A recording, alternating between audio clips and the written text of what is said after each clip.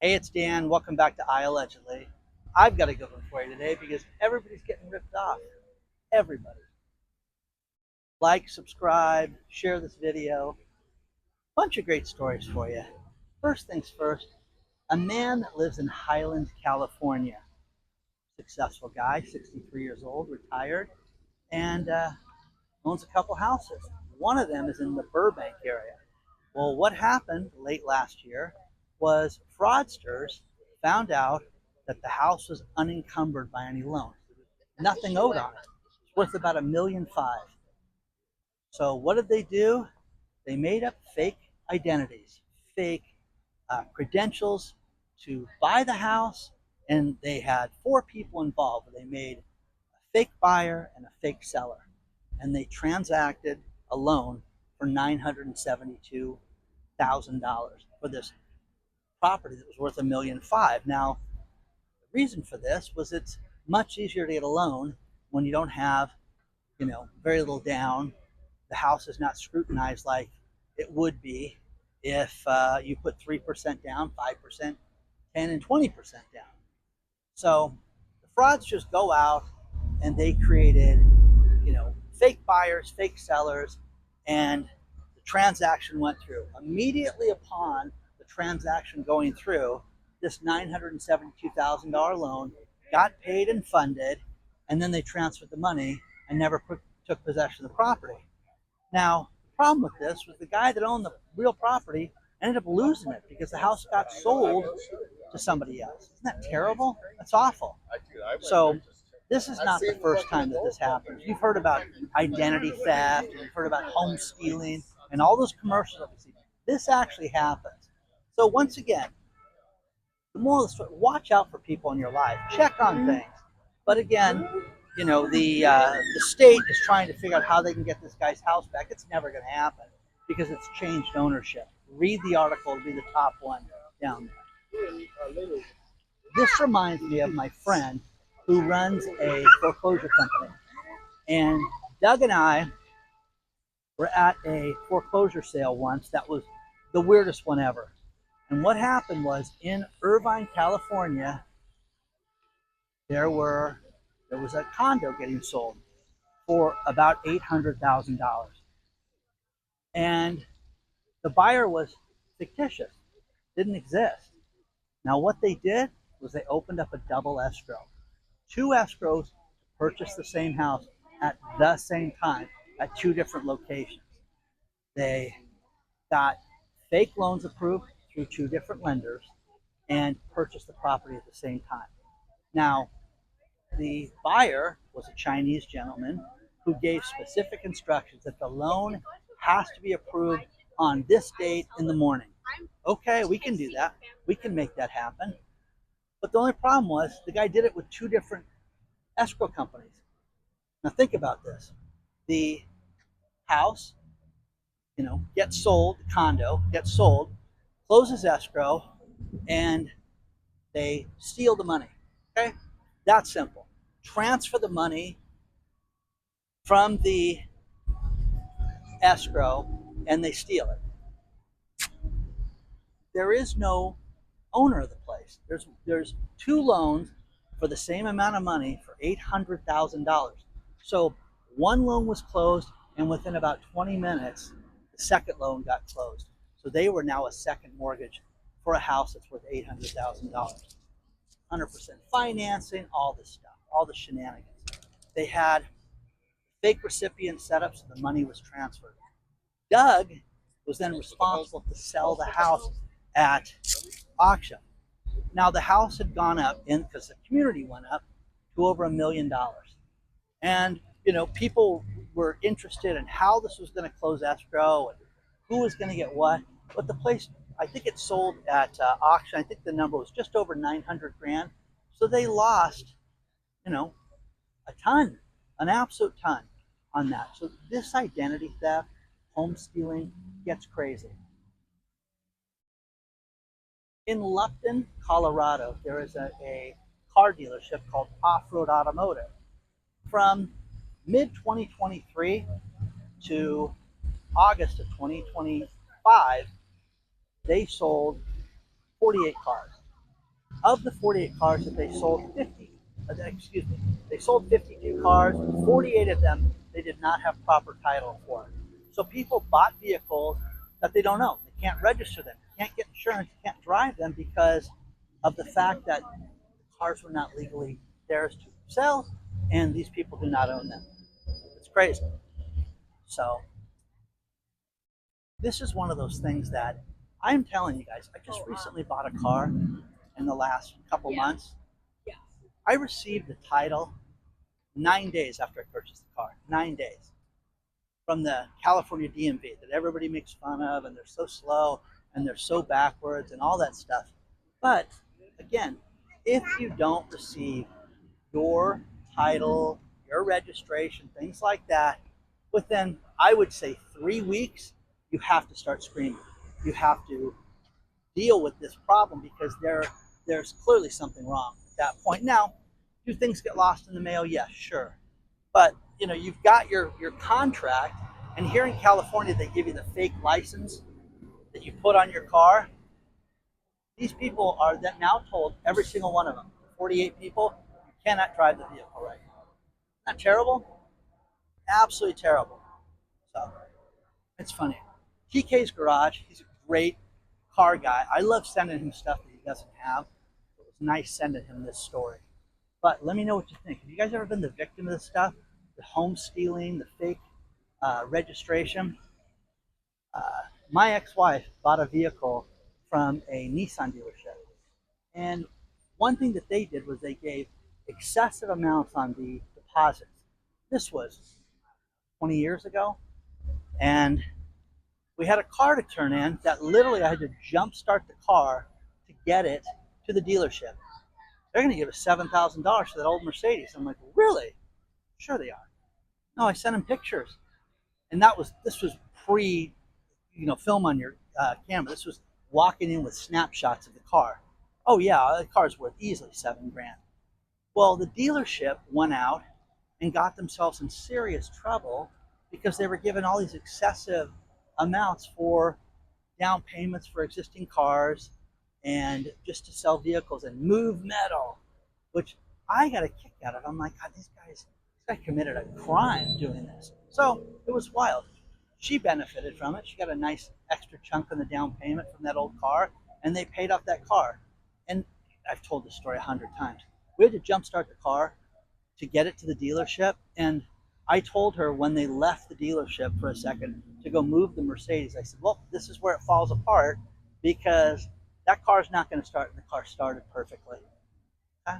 Luck, God, fate, whatever, but the car started. So they took it, parked it in back, came in, finished the paperwork, and she got a tremendous deal. But the dealership, like, after, couldn't have been more than a month and a half, was written up in the Los Angeles Times about how they were paying people off and doing these ridiculous things. So let me know what you think so far.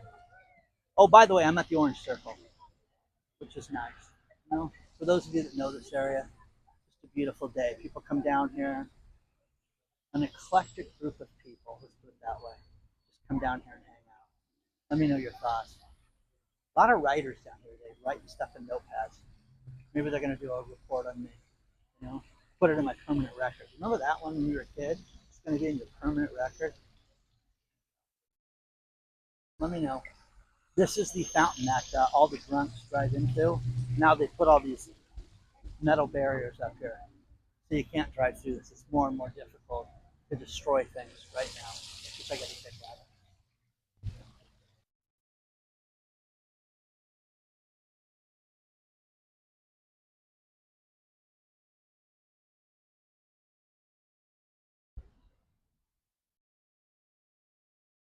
Now that dealership, Off-Road Automotive, was closed and shut down, rightfully so. But you know what thing that blows me away is why did it get to 48 cars getting sold?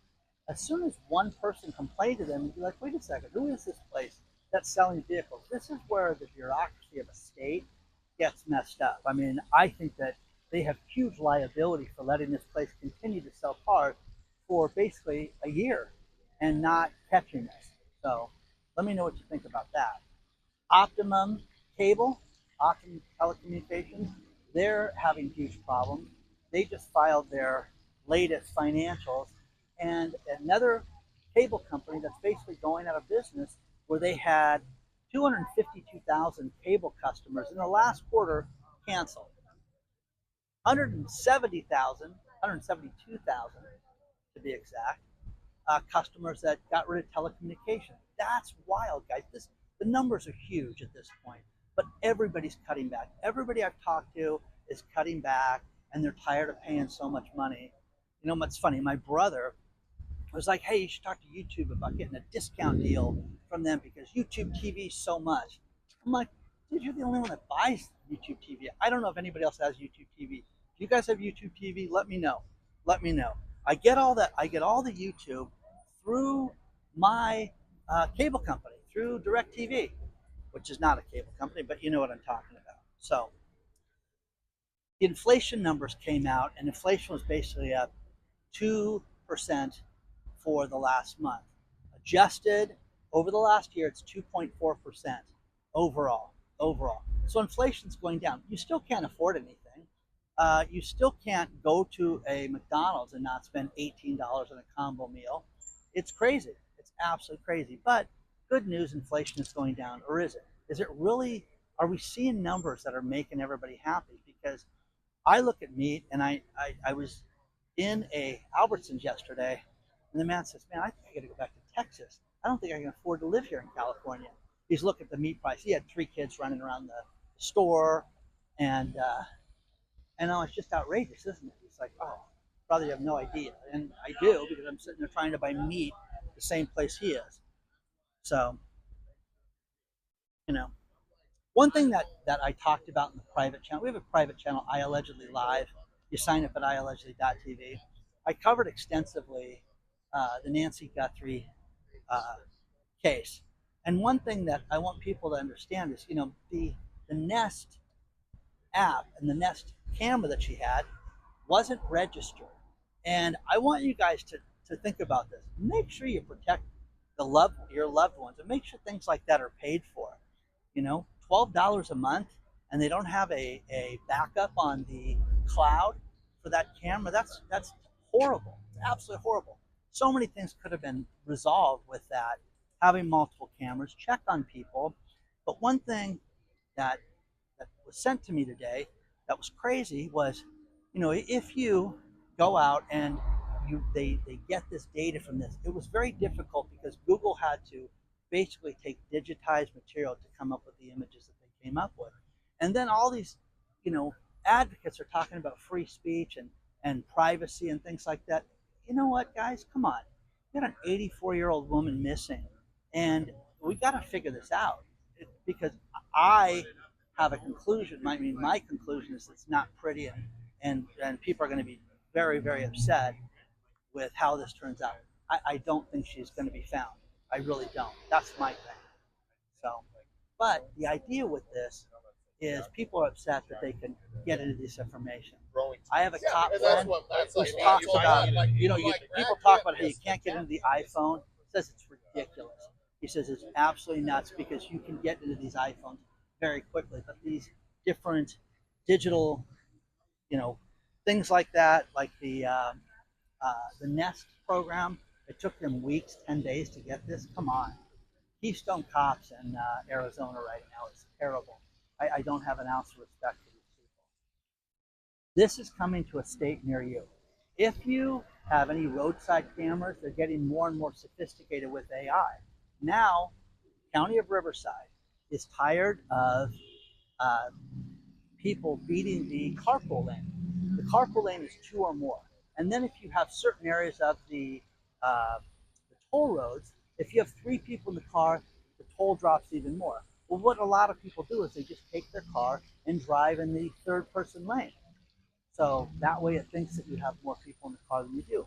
Now, the cameras above. The cameras look inside and read the article. It'll be the second to last one. It's pretty sophisticated, but there's no more of this. The shenanigans are done, but your privacy and the stuff that they catch people doing in their own cars driving, thinking that they're hidden from the world, they're not. They're not. And always blown away by that. So Final thing, two things to this. Once again, look at the private channel. Look at uh, I Allegedly Live. I love doing that content.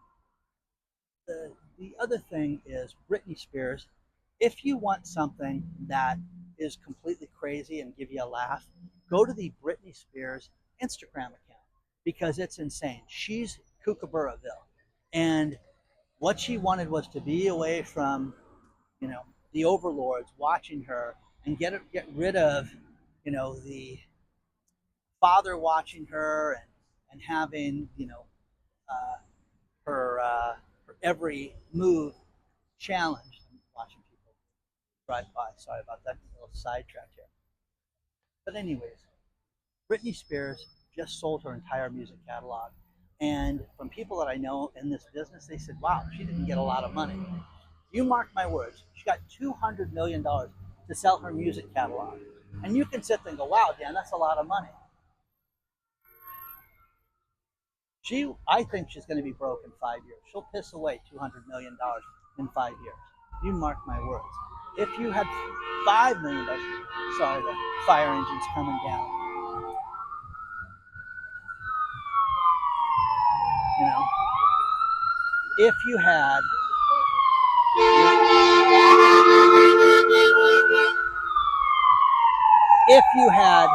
$10 million, you would never need to work again. But the Britney Spears Instagram account is insane. She dances, she's crazy, she's nuts. She's clearly got something, an issue, okay, mentally. And it's kind of, I find it to be very humorous. And I've had many a late night, meetings with people where I say, do you ever see this? Look at this. And then for, any unknown reason, she'll just shut it off and it won't be around for 10 or 12 days. And then people will send that to her. So once again, be careful, watch, your finances, watch your bank accounts, look out for the elderly, look out for people around you that may not have people. But this poor guy that lost $1.5 million house because of this, and you can sit there, and I know I'm going to get realtors right and say, oh, this can just come undone. Read the story. It's not. Home has been transferred. Guy had nothing to do with it. They completely made it up. But these people, they're going to jail. Good, but they got $972,000 for the fake loans and for the fake escrow and everything you had with that. So it's crazy. It's crazy. Want to get a hold of me? It's hello@iallegedly.com. Make good choices. I'll see you soon. Okay.